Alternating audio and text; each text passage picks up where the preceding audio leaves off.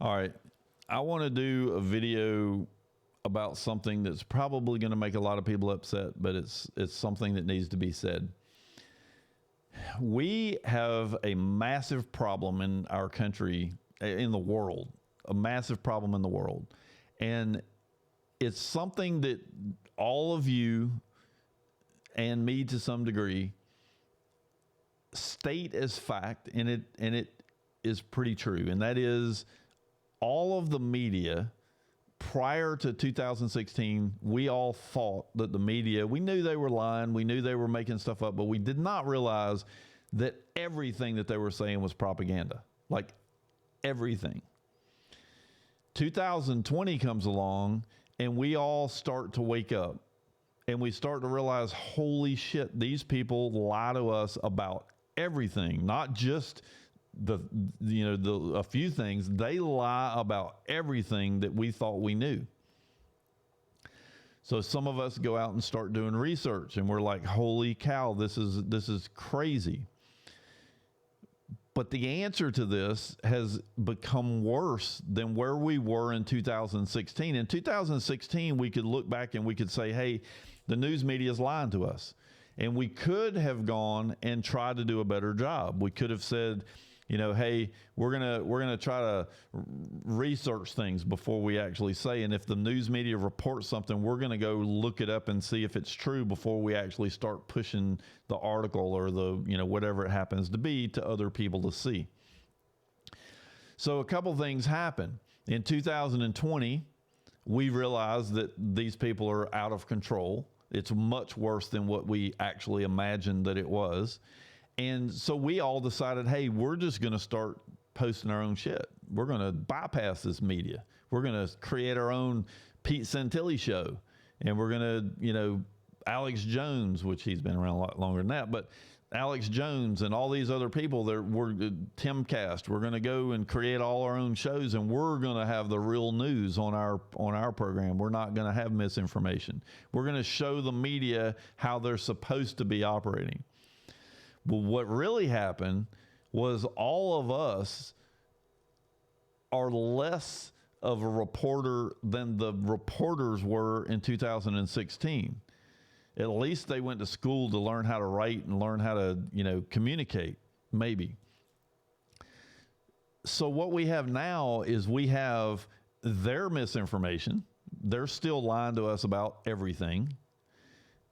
Then we have our information, which we purport is the truth, but we never actually go and try to validate it. I'll give you a perfect example. The woman that backed her Tesla just a month ago into the lake and drowned. And everybody was like, oh my gosh, it was a big thing that they thought the Tesla had backed her in, despite the fact that she's on the telephone telling the 911 operator what she had done. Everybody jumped to a conspiracy theory that she must have been killed for some reason. Well, now there's a story going around that the container ship that ran into the bridge, which I do not think was an accident, but that shipping container ship was owned by this woman, or by the company that this woman worked for. And oh my God, they must have killed her to stop her from being able to talk about what they were about to do. Now, I will say maybe that's true. Okay. Maybe it is, but there's a couple problems with the story. Number one, whoever killed her in the lake somehow convinced her that she was drunk and had backed herself into the lake. 911 call backs that up. The shipping container ship that ran into the bridge has no relationship whatsoever to the company that this woman used to be the CEO of, which happened to be her father's company. They're both Chinese. Interesting, if you will, but there's no relationship there. Yet, if you go on social media right now, I'll bet, even with people like me and others that are reporting on the fact that this is a bullshit story, I'll bet people are still pushing that story as if it were fact. Hey, look at this. This is, and I'll be honest, when I first read it, I was like, holy cow, if this is true, this is crazy. This is some conspiracy stuff for sure. But it wasn't true once I did. And it didn't take me 5 minutes to figure out that it wasn't true. So what we have done is we've taken what the media outlets were doing and we've turned it up to a volume 10, and now we're doing it.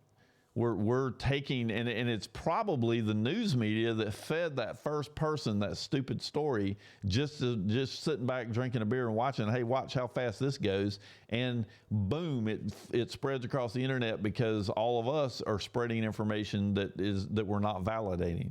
So I'm going to play a short clip. This is a woman that has and I want to say something else. All of these people, like her, like Pete Santilli, like all of these people that claim that they're here to help, that they're, trying to expose the truth. There's one thing about every single one of them that so far is 100% consistent. And that is that if anyone like me walks up and questions anything that they are saying in public, I'm immediately blocked. 100% of the time, I have yet to have a single person that continues to have a conversation with me after I have pointed out that perhaps they may need to rethink one of their positions because the information that they're spreading is nonsense.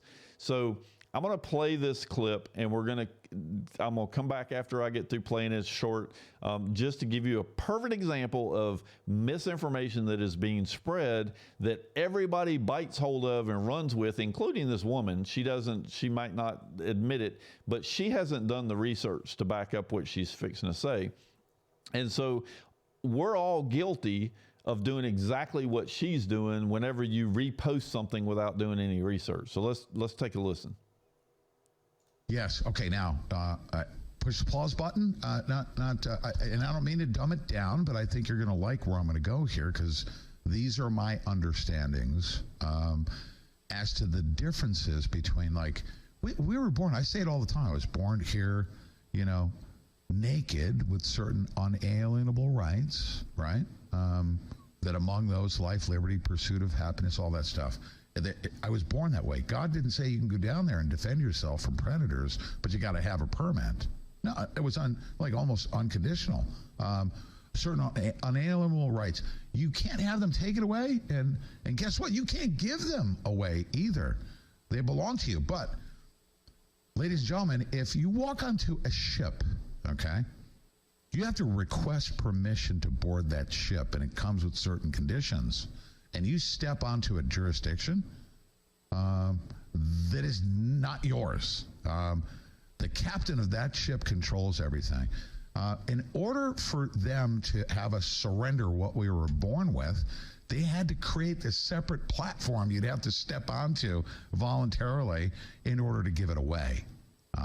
And they use trickery and language. But people don't fully understand that you have unalienable rights. But when you voluntarily submit and say, I'm going to give those up for you, maritime law then applies, and it's something that takes place worldwide. And the Rothschilds and those families, they set this up so that they would benefit because they have such disdain for us. They say, oh my goodness, these people, if they're going to be our prey, they need to be worthy prey. And if they don't know what they're doing, then they're not even worthy. We're not going to spend our time dealing with them. What's the difference between maritime law, and if you can talk about the various forms of government versus common law, can you? Am I right about what I just said? You're very right. Everything you said is exactly right. They have taken over by the high seas. It says in the end time prophecy that we would be facing Leviathan, the coiling serpent, which is Hydra. I believe that's the 13 row of families.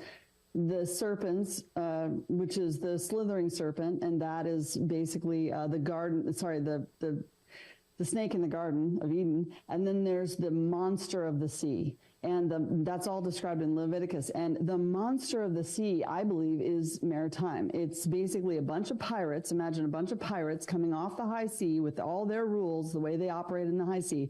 And they've docked on each of our land. And they started to claim our land because all wars are won by land. And they were claiming it through these tacit agreements, because if you die, they get to claim your property. And it all came back from the London fires. I don't know if you've ever researched that, but in the London fires, they gave people, after all the fire, they gave people 7 years to claim their leftovers, any of the remains from the fires. And anybody that didn't claim it, the state took it over. So they realized, wow, this is really profitable. You know, these fires are profitable, and that's why the whole 7 years, it all stemmed from that. They created these Sesta KV trusts because they realized how profitable it was to claim us and claim all of our income and claim our wealth and claim our property before we were even born, or sorry, right after we were born. So I should actually say before, because they actually know exactly when you're going to dock. I mean, they know your delivery date and everything. It's really kind of crazy how they put us in a crate and they put us among multiple other slaves, and they sell us upstream in these bundles, which is scary, you know, and it's happened worldwide. This is worldwide. Yeah. We were literally had slipped into a one world government on paper because all of us worldwide were part of this slave trade system. And in America, I think it kind of hit us a little later in the 1930s. That's when FDR set these up. And get this, the actual Sesta KV trusts of all people in America are property of the corporation of I believe it's United States Inc. So when Trump dissolved that corporation, he became the exchequer of all of our Sesta KV trusts. I truly believe he's here to set the captives free. So that was an interesting dialogue between the two of them, and there are factual elements to what is being said. However, maritime law is illegal in the states. So the states are not allowed to practice maritime law. And I don't believe that the courtrooms are maritime courtrooms like all of these people say. And one of the reasons is they claim that the perfect proof is the flag having a gold seal, a gold fringe around the flag, that's a maritime flag. There's no evidence of that at all. In fact, I have evidence to prove that that's totally bogus. There is nothing there. In fact, I have a letter from the president where he wrote the military and asked them, hey, you know, everybody's talking about this gold fringe we have on the flag. What the heck does it mean? And the military came back and said it has no meaning whatsoever. It's just a pretty flag. They put it on there for decoration. There's code in the code that says that anything that you put on a American flag in the District of Columbia, so it doesn't apply in the states, but in the District of Columbia is a misdemeanor. If you put any logo or any decoration or anything on the flag, that's a misdemeanor in the District of Columbia. So there's legislation defining that flag, creating the flag, putting the horizontal lines on it. There's people that, like Anna Von Wright, that actually claim that the flag's supposed to have vertical flags, that we have a wartime flag and a peacetime flag, and that we're flying the wartime flag. There's no legislation whatsoever creating two different kinds of flags. There's nothing. The military don't have it. You know, there's just nothing. And so then when you point that out, they point back and say, hey, the Coast Guard flies a flag that's similar to that. Well, what the heck does that have to do with anything? So it's just, the whole argument is crazy. And I like I've said before, the most interesting part about Pete Santilli and this woman and all of them is that if you try to communicate with them, one, they're almost impossible to try to have a direct correspondence with them. They all hide. And then the second thing is that if you do get in touch with them, they will immediately violate your First Amendment rights and block you to shut you down, so you can't have a conversation with them if you question anything that they say. It's also very interesting to me how all these people bounce around to each other's podcasts. It's like, you know, there's a guy that I've done the videos on, I can't remember his name now, but he's the guy that does the license plate videos and all that bullshit, and how to, you know, scam Visa out of $100,000 credit card charges. That's that guy.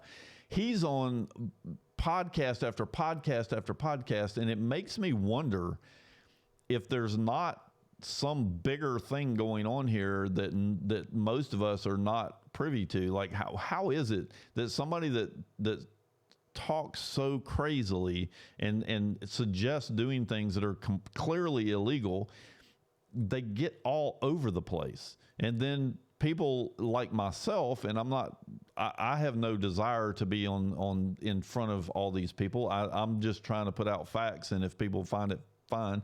But in fact, I would say it's more of a sanity check for me just to be able to voice that, hey, this is a bunch of bullshit. But it's an oddity to me, how these people are constantly on each other's podcasts and they're all always saying the same kind of things, and there's no way to validate any of it. But she goes on to talk about these trusts, maritime law, and how and he was correct in the sense that you do have the ability to give up your rights. If you go on another person's ship or you go in their house, you have to abide by the rules of that house. And so there's a lot of jurisdictional things that are going on that are taking advantage of us. But there's absolutely nothing to back up the fact that there's a United States Incorporated. There's no legislation, no corporate papers, literally nothing.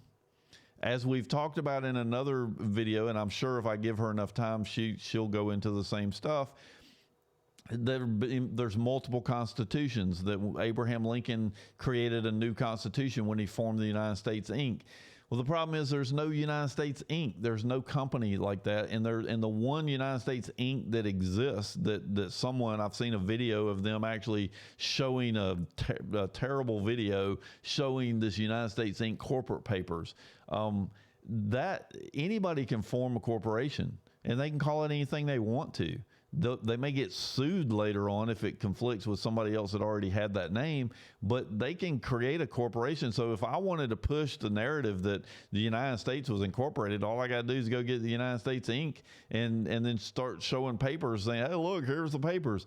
But then it shows my state and my name on the documentation. It might get a little suspect. And that was the case of the one, if you paid attention in the video, the name and the state was New York, and it wasn't anybody in the government. It was some individual that went and did this to make it look like this was a true statement.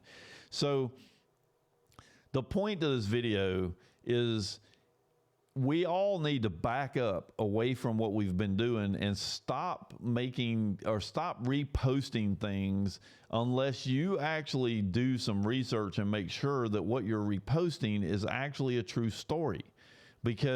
Or send it to someone that will do the research for you. Like, hey, I saw this. Do you think this is true? Because if we continue down the path that we are on right now, we are going to completely annihilate the human race. We are going to all become so dumb that we will never be able to recover from it. And our children are the ones that are sitting here watching all the adults lose their minds and send things out as if it's a true statement. And not only send it out, but turn around and tell their family that it's true, and never spent 2 seconds actually validating whether or not they're spreading misinformation just like the news media does, or if it's a true story. You never did the research. And so we all need to slow down, take a breath, and figure out what is real and what is not real, and have some way to filter it before it just gets spread across the internet in the speed of light. Stupidity at the speed of light.